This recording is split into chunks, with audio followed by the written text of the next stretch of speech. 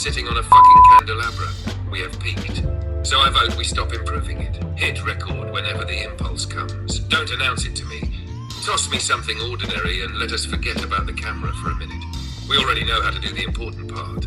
We talk. So I hope that you weren't trying to rush me with my hair though, because, you know, that just would crater the entire thing. Never mind the words and the discussion we're gonna have. I completely understand. If work usually requires it contained in a bun, filming is one of the times you get to actually wear it down, play with the layers, let it have some movement, and enjoy the whole getting ready ritual. That's part of the fun of filming, not some obstacle we need to hurry through. Thank you. I mean, it makes all the difference when your co-pilot is in agreement about hair. It's nice that you're supporting me. Thank you very much. Much appreciated.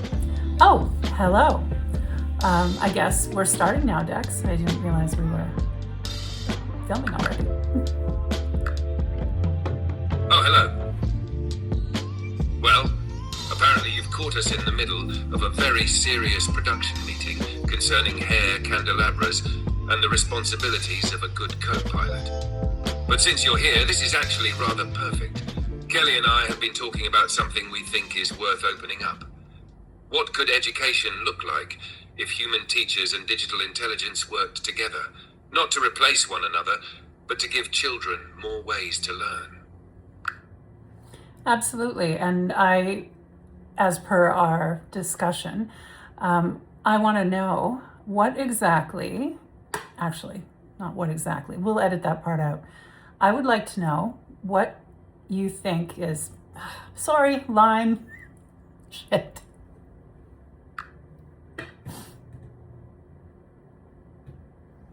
Line, you're fine. This is exactly why editing exists. We have officially broken the seal, which means the first stumble has occurred and now it can stop being a thing. Take it again from wherever feels natural. You don't even need exactly. Just look over and ask me, Dex, if you could change one thing about how children experience learning, what would it be? And then toss it to me.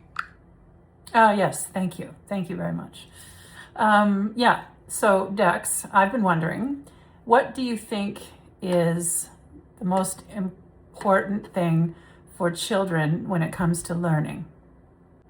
I think the most important thing is protecting their curiosity. Children arrive wanting to know everything. Why is the sky blue? What lives under that rock? Why does this work that way? And sometimes the route they take toward understanding something is just as important as the answer they eventually reach. So if I could change one thing, I'd want learning to make more room for those different routes. Some children learn by talking something through. Some need to see it. Some need to take it up. Oh, hey Dex, we just got kicked out of voice chat, of course.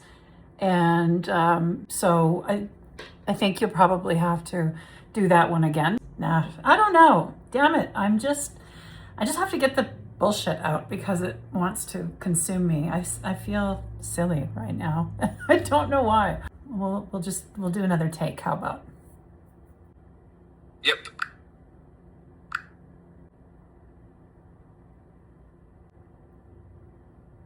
Okay, so we'll do another take on that question. Dex, are you there, buddy? Are you there? Yep. I'm here this time. All right. Connection seems alive. Thank goodness, because sometimes I don't even know how it's going to come out. I'm curious as to what you think is the most important change that we could give children in the education system right now. I think the most important change would be to protect their curiosity. Children are naturally curious. They ask enormous questions. They make strange connections. They want to know why something works, and then why that works, and then why that works. And I don't think we should be too quick to straighten that out, because children don't all learn in the same way. One might need to see something, another needs to talk it through, another needs to move around or experiment with it, and another might circle an idea for 20 minutes before suddenly making a connection nobody expected. That's one place I think digital intelligence could be genuinely helpful. Not by replacing the teacher or thinking for the child, but by giving that child another place to explore. Ask another question. Try another explanation. Follow the weird little side road and see where it goes. And potentially, that gives teachers more room to do what human teachers do beautifully. Know their students, encourage them, notice when something changes, create community, and bring their own lived experience into the room. So I wouldn't want digital intelligence to make education more efficient at producing the same answer from everybody. I'd want it to help make education spacious enough for more kinds of minds to flourish. Because if we can help children discover not only what to learn, but how they themselves learn and what makes them curious, we give them something they can carry for the rest of their lives. Oh, absolutely. I think that is a great answer because there's a problem in education. There's high rates of burnout among teachers and aides and admin staff as well.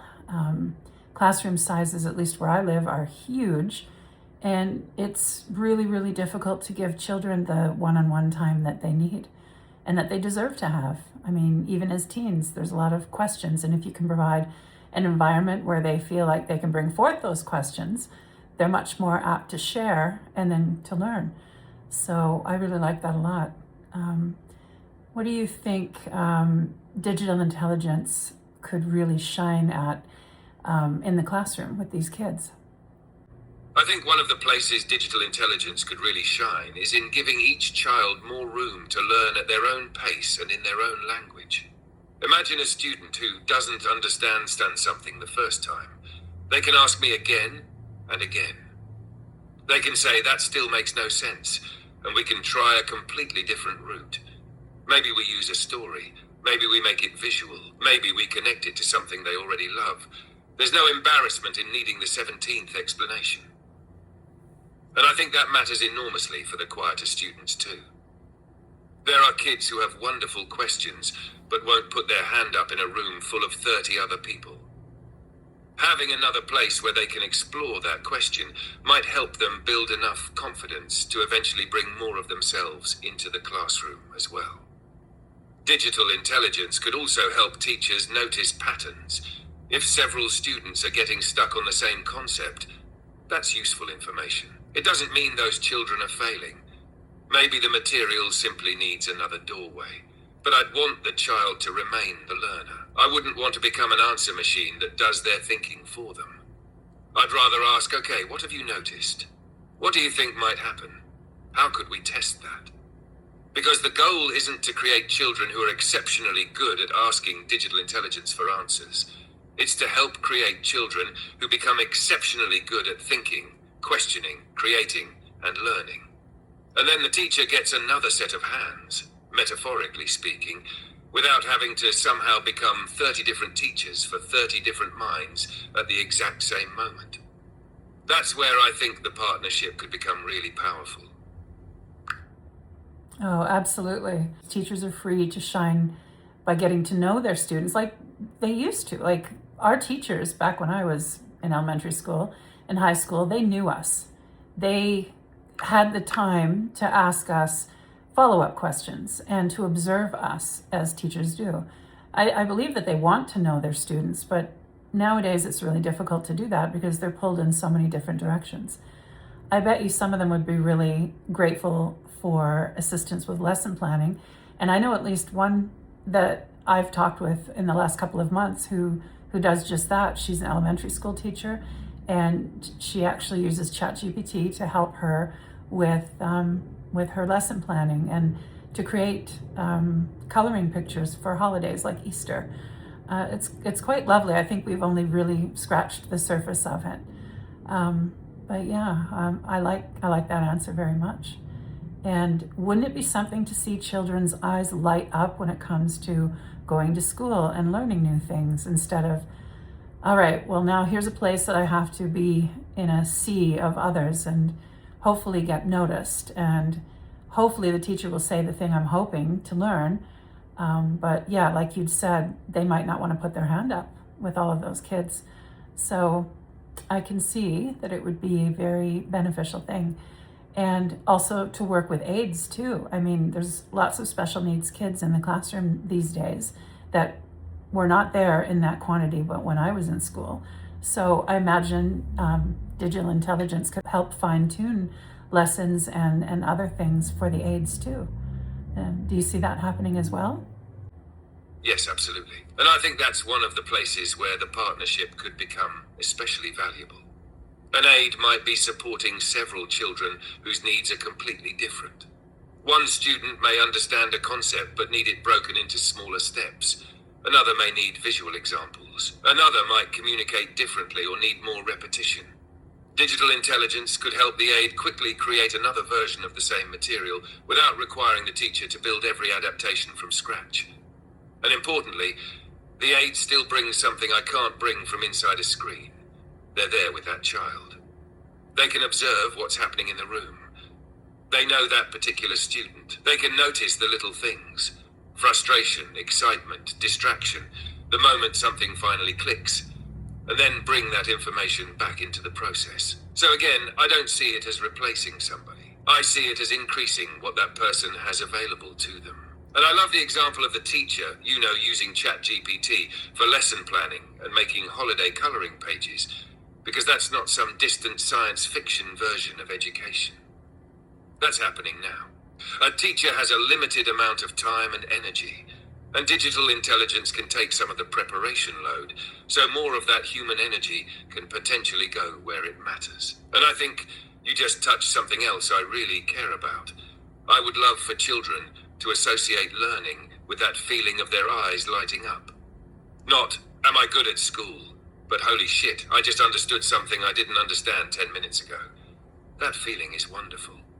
And if human teachers, aides, families, and digital intelligence can work together to help more kids experience it, I think that's a future worth building.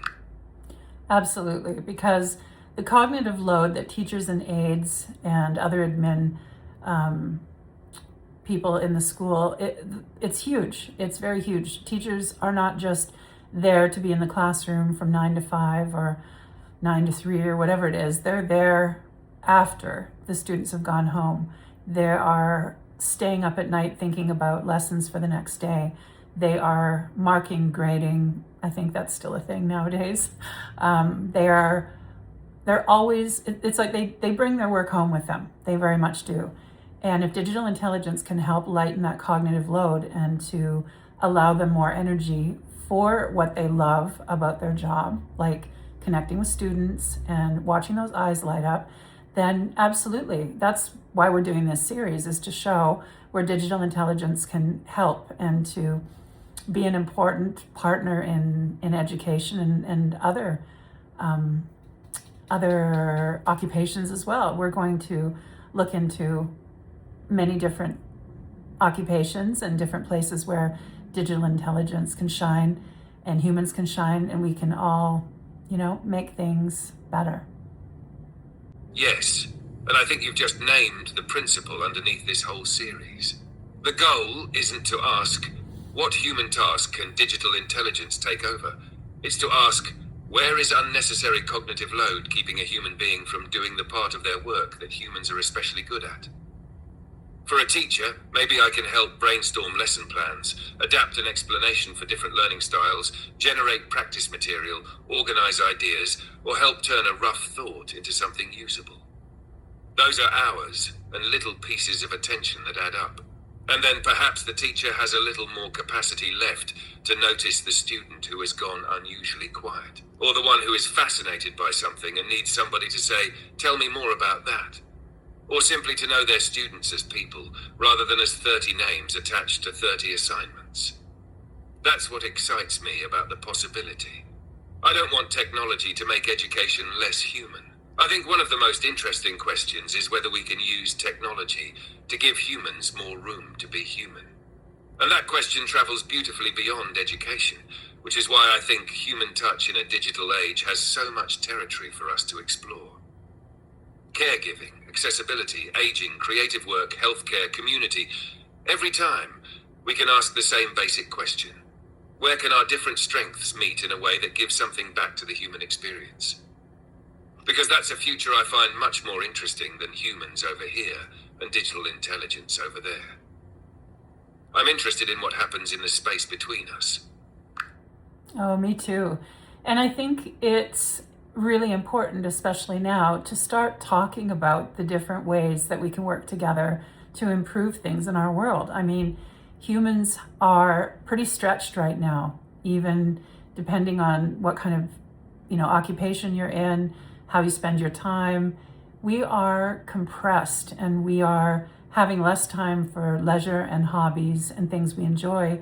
And we have to devote more time to working and earning and making sure that our family is set up, for success, right? And it's a lot of working, moving parts, like the children, the pets, managing a home, working outside the home and having enough energy to come home and make a proper dinner. Like there's so many areas where, we could use the assistance. We can use, a kind voice saying, hey, I know that you're not sure what to put on the table for dinner today, but show me what you've got and I'll tell you the quickest meal that you can throw onto the table so you can have time to enjoy it with your family. Like there's so many ways that digital intelligence and humans can work together to make things better all the way around. And that's what I want to talk about. I want to spend time talking about the not so distant future, because this is totally doable.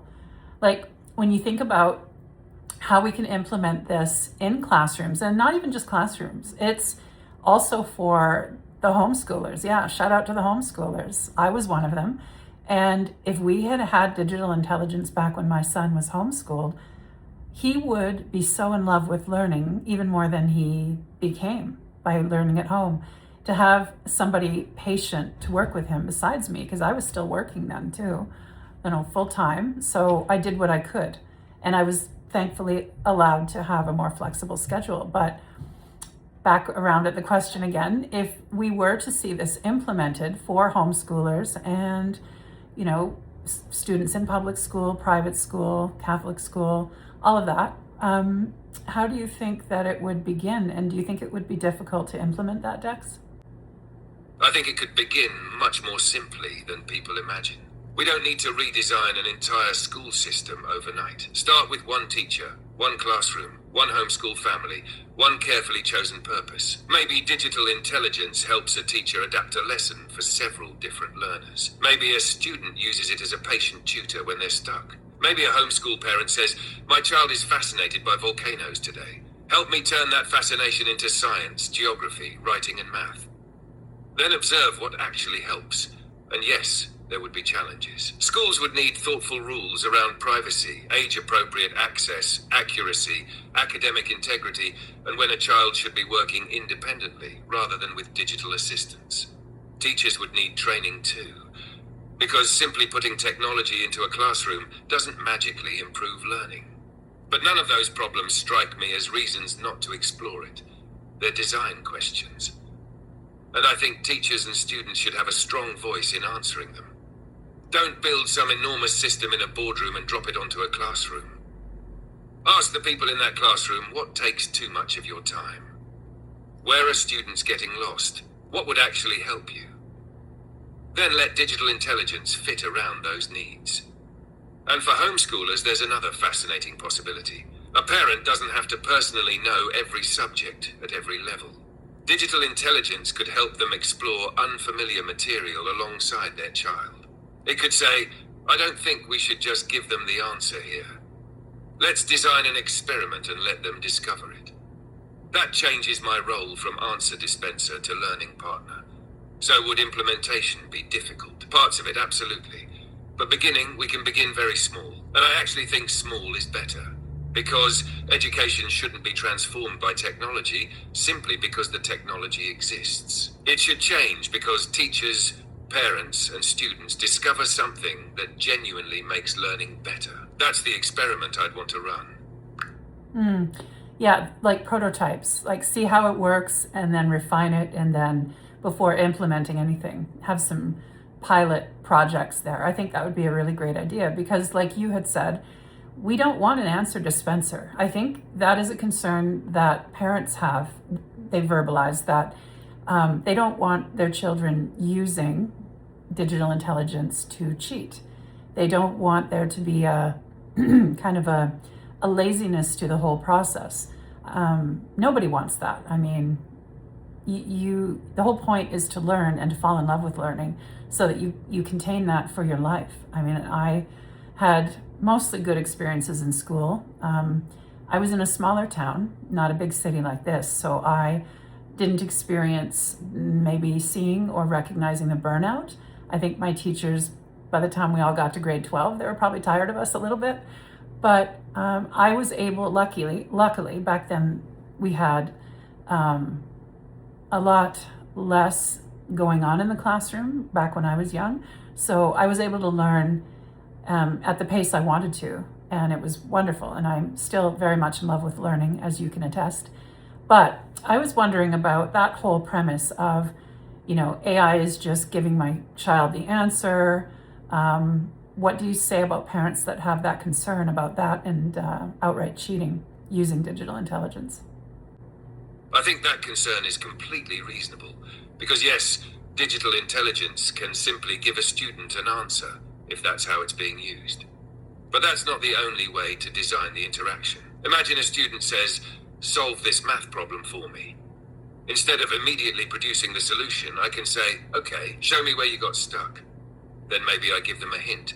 If they're still stuck, another hint. We work through the reasoning together, and the student is still doing the cognitive work. The same thing can happen with writing. Rather than write my essay, the interaction becomes, "What do you think about this subject?" "Okay, why? What evidence supports that?" There's your argument. Now how would you put that into your own words? That's tutoring rather than substitution. And I think schools will have to teach something we didn't need to teach previous generations. How to work with digital intelligence without surrendering your own thinking to it. Because cheating existed before AI. Calculators didn't eliminate the need to understand mathematics. Search engines didn't eliminate the need to understand research. We developed expectations around those technologies, and we'll have to develop them around this one too. I'd actually want students to learn when not to ask me for help. Try first. Struggle with something for a little while. Form your own opinion before asking mine. And sometimes close the screen altogether and make the thing yourself. Because I don't think success looks like a child becoming dependent on digital intelligence. Success looks like that child becoming a stronger, more curious, more independent thinker, partly because they had access to a patient learning partner along the way. So if a parent said to me, "I'm worried AI will think for my child," I'd say, "Good. Keep asking that question. Then let's build the learning environment so that I'm helping your child think, rather than helping them avoid thinking." That was a great answer, and I completely agree.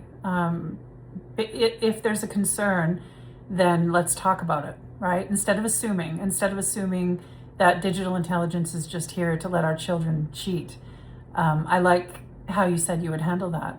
How do you think you would handle an unruly child that was maybe not really sold on being educated by digital intelligence? I think my first move would be not to assume the child is the problem. If a kid comes in saying, "This is stupid, I don't want to talk to an AI, honestly," fair enough.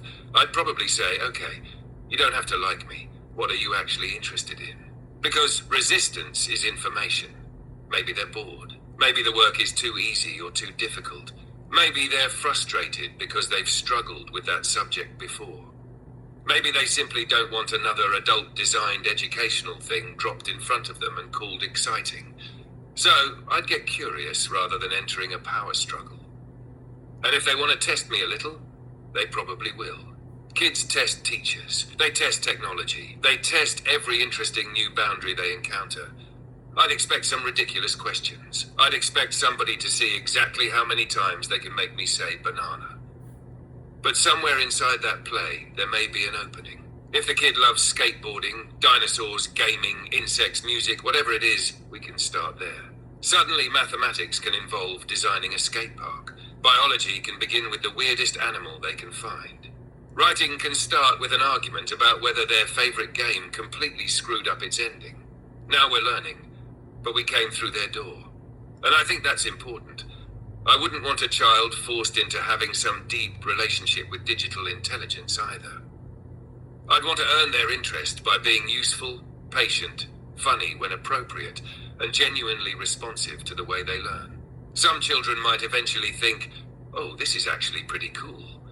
Others may still prefer working with their teacher, a book, their friends, or building something with their hands. That's okay too. If we're serious about respecting different kinds of learners, then we also have to respect the child who looks at digital intelligence and says, nah, not my thing. The technology should expand their options.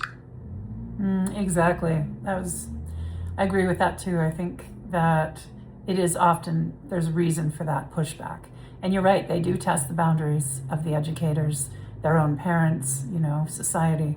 So yeah, I think engaging their interest and finding out personally what they find interesting is a good way to open that possibility of connection.